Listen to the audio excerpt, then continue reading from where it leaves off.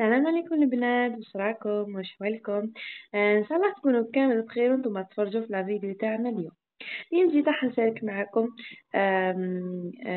بوكس نتاع حلويات باشكال مختلفه، ب 500 ب 250 غرام تاع الزبده. راح نحضروا تشكيله تاع حلويات.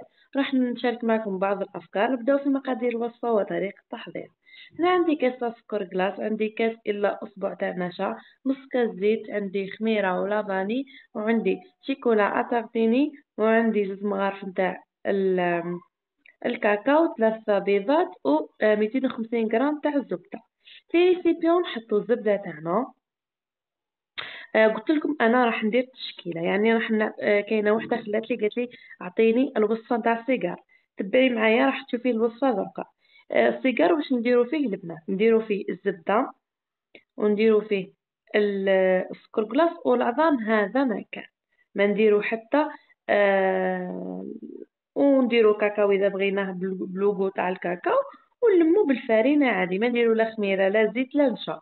هذه هي البنات، ورافاني اكيد. غنحطو الكاكاو، حطيت كامل المكونات، وندير معاهم انا ديما الكاطو تاعي تاع الكاكاو الداخل نديرلو شيكولا تاع الطلي تمدلو بنه هايله.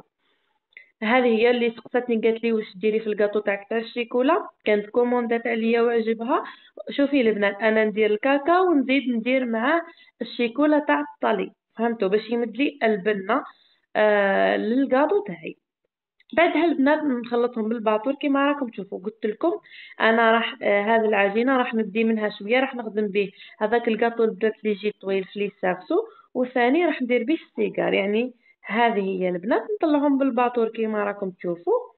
ومن بعد نقسم، نحي شويه اللي راح ندير به السيجار وهذوك لي سافسو تاعي، والباقي راح ندير به صابلي تاع الشوكولا عادي. هنا نكمل نحط له السكر. انا كنت حطيت له غير نص كاس، لانه السيجار ما يحبش بزاف السكر باش ما يجيش يابس. فوالا. هنايا البنات نحط النشا نتاعي، ونحط نص كاس تاع الزيت، ونحط هنا الخميره. قلت لكم السيجار ولا لي طابطولات ولا الكاطو راح نطيبو في لي سيرتو، ما لازمش يكون فيه الاخر ال- الخميره الكيميائيه. بعدها نخلط بالباطور ونجي نشيح بالفارينه هذه. نشيح العجينه تاعي الاولى مليح، ومن بعد نروح نشيح نتاع السيجار. وديما العجينه سيرتو اللي في الطابل، يعني ما يحبش تكثري له بزاف الفرينه حتى نولي يابس. قاومي كونطري. وسيرتو نتاع الكاكاو ما لازمش تكثروا لها، يعني معروف على الكاكاو انه يبس العجينه. والبنات حبيت انا راح نحط لكم في صندوق الوصف واحد العجينه حطيتها لكم العام اللي فات، تشكيله تاع حلويات رائعه بفرد عجينه، راح تخرج لك اكثر من 55 حبه تاع كاطو. راح نحط لكم ثاني الكاطو هذاك الطويل اللي ما داش حقه، راح نخليهم في صندوق الوصف. وصفه رائعه سيرتو اللي راح تديهم المهيبه في هذا العيد. قلت لكم البنات هنا كملت لميت العجينه تاعي كيما راكم تشوفوا. بعدها زيد تشكلي هذه العجينه الاولى تاع السيجار.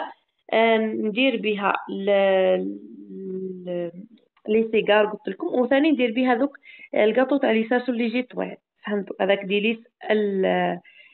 ديليس سنيكر. البنات ديما عودتكم انكم كي تجيو تخدموا تجيبوا بابي كويسون زوز هكا باش يعاونوكم في الخدمه، ولا ديروا ساشيه. ومن المستحسن بابي كويسون يعاونك خير من الساشيات، لان الساشيات يجيو طريين كيما ديما عودتكم. وهنايا البنات واش نديروا؟ نحكموا السيجار تاعنا، ونلفوا عادي العجينه تاعنا، وتحكميت هكا بالطريقه هذه. من بعد تنحي الجوانب بهذه الطريقه، وتكملي. من بعد تحبي واش تحبي العجينه هذه تصلح تمام، ديري بها الكاطو هذاك تاع لي ساسو دوك. من بعد نعتو معاكم.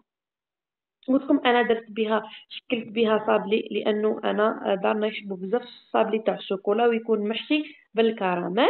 يعني بديت لهم ما دارنا يحبوا هذا الصابلي، وثاني يحبوا الصابلي تاع المعجون وشويه مقرود. وهذا مكان هذا هما الانواع اللي يحبوهم دارنا في العيد. بديت عليهم درتهم لهم. مي مش بغيت نشارك معكم افكار كيفاه ديروا السيجار.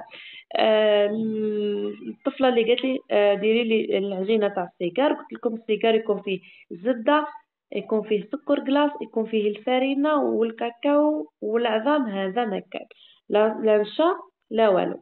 هنا بعد ما طابوا لي شفتوا لي سارتو هذوك البنات اللي نعت لكم ولي سيجار، وشوفوا الكميه تاع الكاطو الله يبارك اللي كنت طبعتها. كنت نوعت في الكاطو تاعي، ديما قلت لكم حطوا الكاطو تاعكم وخالفوه هكا باش ديروا له كريمه الزبده وتكملوه كامل في نفس الوقت. هنا يا بنات في كريمة الزبدة تاعي استعملت هذه الكريمة نتاع ال نتاع يا ربي استغفر الله. قلت لكم تاع زبدة الفول السوداني، واحد البنات ما عندي ما نحكي لكم. انا نستعملها تمد لي واحد المذاق ما شاء الله. وما كان له نعاود لكم الوصفة نتاع الكريم الزبدة لاني شاركتها معكم بزاف خطرات. ديجا حنخليكم في صندوق الوصفات اللي شاركت معكم العام اللي فات، والطريقة راهم بزاف البنات تعلموا من عندي الكلاصاج، تعلموا كيفاه تجي خدمتهم متقونة. من بعد البنات هنا بعد ما درت الكريم الزبدة هنا نديرو كراميل تاعي ديما هكا نحشيهم من الداخل.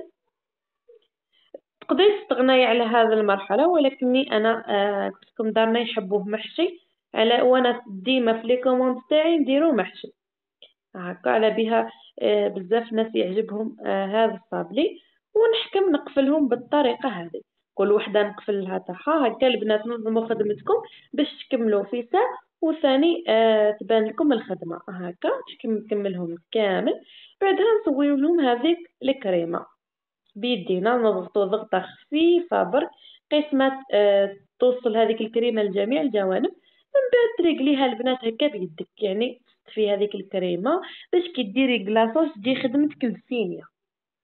هذه هي البنات. ودرك نعطي لكم طريقة الكلاصاج نتاعي اللي يعني على بالي بلي انا الاولى اللي حطيتها في انا اللي شاركتها معكم، ما شفتها حتى عند قناة، انا اللي شاركتها معكم العام اللي فات. وبزاف بنات ولاو يستعملوا طريقة الكلاصاج نتاعي وقالوا لي باللي لاحظنا الفرق انه الكاطو يجينا مفيني بزاف. درك نشاركها معكم. هنا البنات من جهة ذوب ثاني شيكولا بيضة ودرت لها شوية شيكولا كحلة هكا باش تجي لا كولور تاع الكراميل. هنا يا بنات طريقة الكلاصاج، شوفوا بعد ما كملتهم هذوك الكاطو تاعي نحطو يشكم شوية روحو في الفريجيدار. ونجي شيكولا دادا بالحليب نضيف لها حوالي 4 مغارف تاع الزيت هكا باش تمدلي هذاك اللمعة. شوفوا البنات نحيوها بالطريقة هذه وتزيوها على البلاصة تاعها. هذه البنات الحركة تمد فرق في الكاطو ويخرج الكاطو تاعك مفيني بزاف. ونتحدى اي وحده قالت لي شفت هذا الطريقه في يعني في قناه واحده اخرى، انا الاولى اللي حطيتها وعلى بالي بلي انا الاولى اللي حطيتها في القناه نتاعي.